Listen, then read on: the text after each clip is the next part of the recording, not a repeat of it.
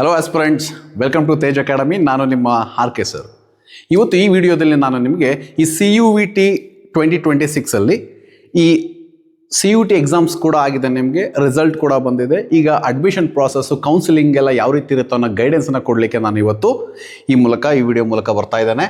ನೋಡಿ, IITನಲ್ಲಿ ನೀವು ಎಂಟರ್ ಆಗಬೇಕು ಅಂದರೆ JEE ಮೇನ್ಸ್ ಅಥವಾ JEE ಅಡ್ವಾನ್ಸ್ನೆಲ್ಲ ಮಾಡಿ ನೀವು ಎಂಟ್ರಿ ತಗೊಳ್ತೀರಾ. ಆದರೆ IIT ಧಾರವಾಡ ಇಲ್ಲಿ ಮಾತ್ರ CUETಯಿಂದ ಕೂಡ ನೀವು ಅಡ್ಮಿಷನ್ ತಗೊಳ್ಬೋದು BSMS ಕೋರ್ಸಸ್ಗೆ.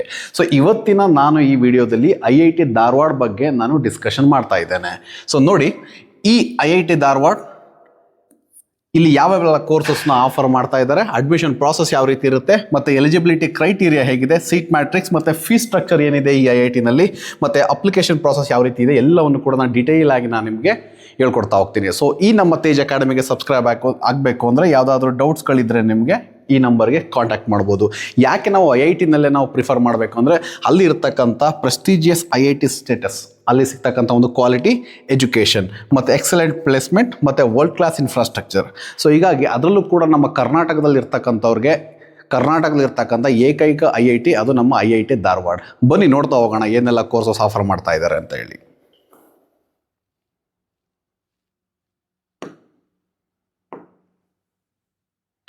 ಮೊದಲನೇದಾಗಿ ನೋಡಿ, ಇದೇ ನಮ್ಮ IIT ಧಾರವಾಡ.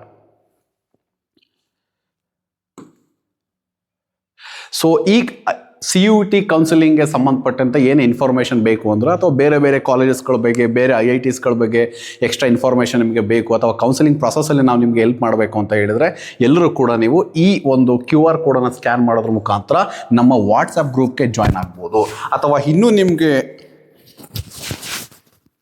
ಎಕ್ಸ್ಟ್ರಾ ಡೌಟ್ಸ್ಗಳಿದೆ, ಫೋನ್ ಮಾಡಿ ಮಾತಾಡಬೇಕು ಅಂದರೆ 9071455466 ಈ ನಂಬರ್ಗೆ ಕಾಲ್ ಮಾಡಿ ನೀವು ಮಾತಾಡ್ಬೋದು. ಏನೇ ಡೌಟ್ಸ್ಗಳಿದ್ರು ಕೂಡ ನಮ್ಮ ಟೀಮ್ ನಿಮಗೆ ಸಪೋರ್ಟ್ ಮಾಡುತ್ತೆ. ಫಸ್ಟ್, ಈ CUET ಮುಖಾಂತರ ನಿಮಗೆ ಆಫರ್ ಮಾಡ್ತಾ ಇರ್ತಕ್ಕಂಥ ಕೋರ್ಸ್ ಏನಂದ್ರೆ BS ಮತ್ತು MS ಕೋರ್ಸಸ್ಗಳು. ಈ BS ಇನ್ ಬಯಾಲಜಿ ಮತ್ತು ಕೆಮಿಸ್ಟ್ರಿ ಪ್ರೋಗ್ರಾಮ್ ಬಗ್ಗೆ ಇಲ್ಲಿ ಡೀಟೇಲ್ಸ್ ನಾನು ಹೇಳ್ತಾ ಇದ್ದೇನೆ. ಈ ಪ್ರೋಗ್ರಾಮ್ ಡ್ಯೂರೇಷನ್ ಬಂದು 4 ಇಯರ್ ಇಂಟಿಗ್ರೇಟೆಡ್ ಕೋರ್ಸ್ ಇರುತ್ತೆ, ಅಂಡರ್ ಗ್ರಾಜ್ಯುಯೇಟ್ ಪ್ರೋಗ್ರಾಮ್.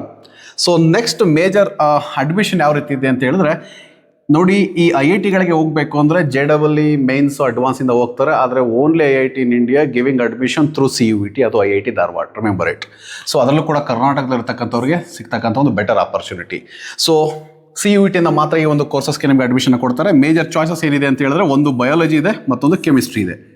ನೀವು ಕೌನ್ಸಿಲಿಂಗ್ಗೆ ಹೋದಾಗ ಬಯಾಲಜಿನಲ್ಲಿ ಯಾರು ಅಪ್ಲೈ ಮಾಡಿರ್ತಾರೆ, CUETನ ಎಂಟ್ರೆನ್ಸ್ ಎಕ್ಸಾಮ್ನ ಅಪ್ಲೈ ಮಾಡಬೇಕಾದ್ರೆ ಬಯಾಲಜಿ ಮಾಡಿದರೆ ಮಾತ್ರ ಎಲಿಜಿಬಲ್ ಇರ್ತಾರೆ, ಕೆಮಿಸ್ಟ್ರಿ ಮಾಡಿದರೆ ಕೂಡ ನೀವು ಎಲಿಜಿಬಲ್ ಇರ್ತೀರಾ. Okay, so dual degree option ಅಂತ ಒಂದು ಇರುತ್ತೆ. ನೀವು ಈ ಕೋರ್ಸ್ನ BS ಕೋರ್ಸ್ನ ಮಾಡೋ ಟೈಮಲ್ಲಿ ಲಾಸ್ಟ್ ಇಯರ್ಲಿ 4th ಇಯರ್ಲಿ ಇರಬೇಕಾದ್ರೆ ನೀವು ಡ್ಯುಯಲ್ ಡಿಗ್ರಿಗೆ ನೀವು ಇಂಟ್ರೆಸ್ಟ್ ಇದ್ದರೆ ಅದನ್ನು ಕನ್ಫರ್ಮೇಷನ್ ಮಾಡಬೇಕು. Okay, students can opt for 5th year to get a BSMS degree. ಅದನ್ನು ಯಾವಾಗ ಮಾಡಬೇಕು ಅಂತ ಹೇಳಿದ್ರೆ, ನೋಡಿ, ಡಿಕ್ಲೇರೇಷನ್ ಮಾಡಬೇಕಾಗುತ್ತೆ ಡ್ಯುಯಲ್ ಡಿಗ್ರಿಗೆ. ಯಾವಾಗ students must declare their intention to continue for the 5th year at the beginning of the 8th ಸೆಮಿಸ್ಟ್ರಲ್ಲೇ ನೀವು ಕನ್ಫರ್ಮ್ ಮಾಡಬೇಕಾಗುತ್ತೆ. 5th ಇಯರ್ ಏನಾದರೂ ನೀವು ಕಂಟಿನ್ಯೂ ಮಾಡಬೇಕು ಅಂತ ಹೇಳಿದರೆ. ಓಕೆ, ಸೊ ಇವಾಗ ನಾವು ಎಲಿಜಿಬಿಲಿಟಿ ಕ್ರೈಟೀರಿಯಾವನ್ನು ನೋಡ್ತಾ ಹೋಗೋಣ. ಫಸ್ಟ್ BS ಇನ್ ಬಯಾಲಜಿಗೆ ನೋಡ್ತಾ ಹೋಗೋಣ. ಸಬ್ಜೆಕ್ಟ್ ಕೋಡ್ ಬಂದು 304 ಸಬ್ಜೆಕ್ಟ್ ಕೋಡ್ ಇರುತ್ತೆ.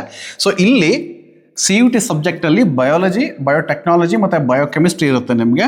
ಸೊ ಈ ಎಲಿಜಿಬಿಲಿಟಿ ಕ್ರೈಟೀರಿಯಾದಲ್ಲಿ ನಿಮಗೆ ಜನರಲ್ ಕ್ಯಾಂಡಿಡೇಟ್, EWS ಅಥವಾ OBC ಕ್ಯಾಂಡಿಡೇಟ್ ಆಗಿದ್ದರೆ PUCನಲ್ಲಿ ಅಥವಾ +2ನಲ್ಲಿ ಅಥವಾ 12th ಸ್ಟ್ಯಾಂಡರ್ಡಲ್ಲಿ ನಿಮಗೆ 60% ಎಲಿಜಿಬಿಲಿಟಿ ಇರಬೇಕು. ನಿಮಗೆ 60% ಆ್ಯಂಡ್ ಎಬೋ ಇರಬೇಕು.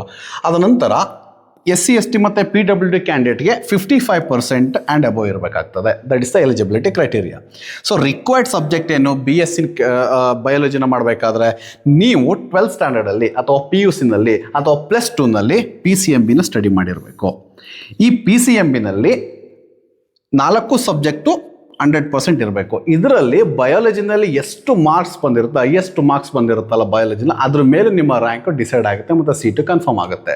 ಸೊ ನೀವು ಈ BS ಇನ್ ಬಯಾಲಜಿ ಮಾಡಬೇಕಾದ್ರೆ PCMB ಕಂಪಲ್ಸರಿ 4 ಸಬ್ಜೆಕ್ಟನ್ನು ಓದಿರಬೇಕಾಗ್ತದೆ. ಅದಕ್ಕೆ ನೋಡಿ, PUC ಮಾಡಬೇಕಾದ್ರೆ 10th ಮುಗಿದು ನೀವು ಯಾವ ಸಬ್ಜೆಕ್ಟ್ಸ್ಗಳನ್ನ ಕಾಂಬಿನೇಷನ್ನ ತೊಗೊಳ್ಬೇಕು ಅಂದಾಗ ಭಾಳ ಕೇರ್ಫುಲ್ ಆಗಿರಬೇಕು.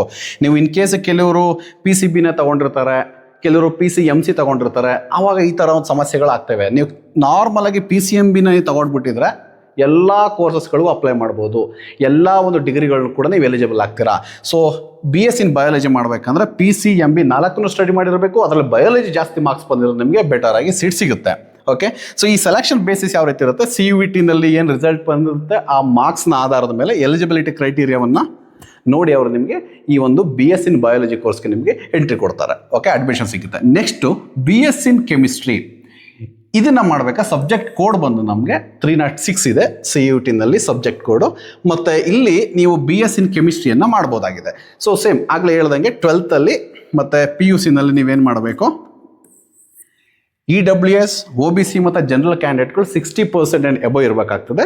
ಮತ್ತು SC/ST ಕ್ಯಾಂಡಿಡೇಟ್ಗಳಿಗೆ ಸೇಮ್ 55% ಇರುತ್ತೆ ಎಲಿಜಿಬಿಲಿಟಿ.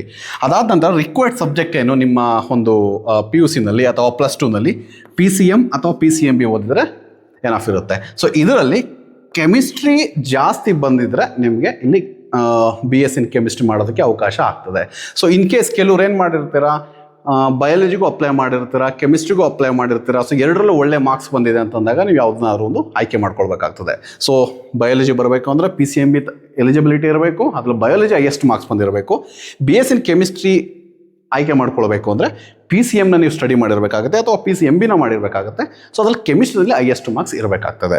ಓಕೆ, ಅದು ಕೂಡ CUET ರ್ಯಾಂಕ್ ಮಾರ್ಕ್ಸ್ ಏನು ಬಂದಿರುತ್ತೆ ಅದ್ರ ಮೇಲೆ ನಿಮ್ಮ ಎಲಿಜಿಬಿಲಿಟಿ ಫಿಕ್ಸ್ ಆಗುತ್ತೆ. ಸೊ ನಿಮಗೆ ಸೀಟ್ ಸಿಗುತ್ತೆ. ಓಕೆ, ಇದಾದ ನಂತರ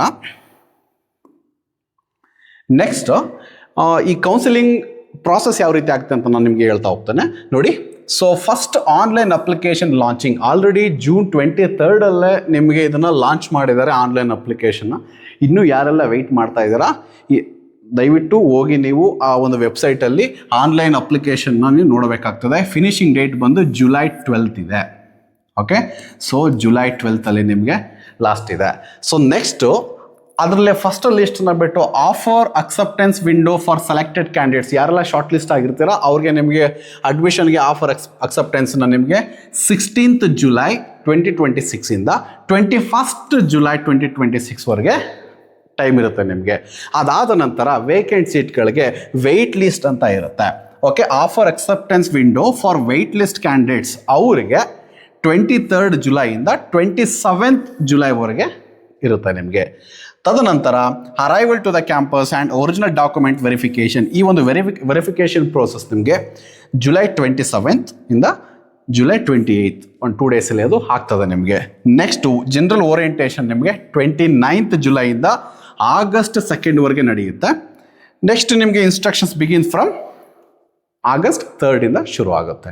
okay, this is about the counselling guidelines. And next fee ಸ್ಟ್ರಕ್ಚರನ್ನು ನೋಡ್ತಾ ಹೋದರೆ ಈ ಜನರಲ್ ಮತ್ತು EWS OBC ಕ್ಯಾಂಡಿಡೇಟ್ಗೆ ಪರ್ ಸೆಮಿಸ್ಟರ್ 1,40,000 ಇರುತ್ತೆ. ಓಕೆ, ಸೊ SC/STಗಳಿಗಾದರೆ 40,000 ಒಂದು ಸೆಮಿಸ್ಟರ್ಗೆ ಇರುತ್ತೆ. So this is the fee structure in IIT Dharwad. ಇದೇ ರೀತಿ ಉಳಿದಂಥ IITಗಳ ಬಗ್ಗೆ ಮಾಹಿತಿ ಮತ್ತು NITಗಳ ಬಗ್ಗೆ ಮಾಹಿತಿ ಮತ್ತು ಈ ಎಜುಕೇಷನ್ ರಿಲೇಟೆಡ್ ಯಾವ ಕೋರ್ಸನ್ನು ಹೇಗೆ ತೊಗೊಳ್ಬೇಕು, ಕೌನ್ಸಿಲಿಂಗ್ ಯಾವ ರೀತಿ ಇರುತ್ತೆ, ಈ ಥರ ಎಲ್ಲ ವೀಡಿಯೋಸ್ಗಳು ನಿಮಗೆ ಬೇಕು ಅಂದರೆ ಇನ್ಫಾರ್ಮೇಷನ್ಗಳು ಬೇಕು ಅಂತ ಹೇಳಿದ್ರೆ ನಮ್ಮ ತೇಜ್ ಅಕಾಡೆಮಿ ಯೂಟ್ಯೂಬ್ ಚಾನಲ್ನ ನೀವು ಸಬ್ಸ್ಕ್ರೈಬ್ ಆಗಬೇಕು, ಫಾಲೋ ಮಾಡಬೇಕು ಮತ್ತು ಲೈಕ್ಸ್ ಮಾಡಬೇಕು. ಮತ್ತು ಇನ್ನೂ ಯಾರಾದರೂ ಕೂಡ ನಿಮ್ಮ ಫ್ರೆಂಡ್ಸ್ಗಳು ಇದ್ದರೆ CUET ಎಕ್ಸಾಮ್ ಬರೆದು ಕೌನ್ಸಿಲಿಂಗ್ಗೆ ವೆಯ್ಟ್ ಮಾಡ್ತಾ ಇದ್ದರೆ ದಯವಿಟ್ಟು ಅವ್ರಿಗೆಲ್ಲ ಈ ವಿಡಿಯೋನ ತಿಳಿಸಿ. ಅದರಲ್ಲೂ ಕೂಡ ಕರ್ನಾಟಕದವ್ರಿಗೆ ಇರ್ತಕ್ಕಂಥ ಒಂದೇ IIT ಅದು IIT ಧಾರವಾಡ. ಇನ್ನೂ ಕೂಡ ಟೈಮ್ ಇದೆ. ಯಾರೆಲ್ಲ CUETನ ಬರೆದಿದ್ದೀರಾ, ಆನ್ಲೈನ್ ಅಪ್ಲಿಕೇಶನ್ ಶುರುವಾಗಿದೆ, ಆ ಕೌನ್ಸಿಲಿಂಗ್ಗೆ ಎಲ್ಲರೂ ಕೂಡ ಅಪ್ಲೈ ಮಾಡಿ. I wish you all the very best. ಏನೇ ಡೌಟ್ಸ್ಗಳಿದ್ರು ಕೂಡ ನೀವು ಈ ನಂಬರ್ಗೆ ಕಾಂಟ್ಯಾಕ್ಟ್ ಮಾಡ್ಬೋದು. ಮತ್ತು ನಮ್ಮ ಟೆಲಿಗ್ರಾಮ್ ಚಾನಲ್ ಮತ್ತು ಯೂಟ್ಯೂಬ್ ಚಾನಲ್ನ ಎಗೈನ್ ವಾಟ್ಸಪ್ ಚಾನಲ್ನೂ ಕೂಡ ನೀವು ಜಾಯ್ನ್ ಆಗಿ ಇರ್ತಕ್ಕಂಥ ಇನ್ಫಾರ್ಮೇಷನ್ನ ನೀವು ಕಲೆಕ್ಟ್ ಮಾಡ್ಕೊಳ್ಬೋದು. Thank you so much.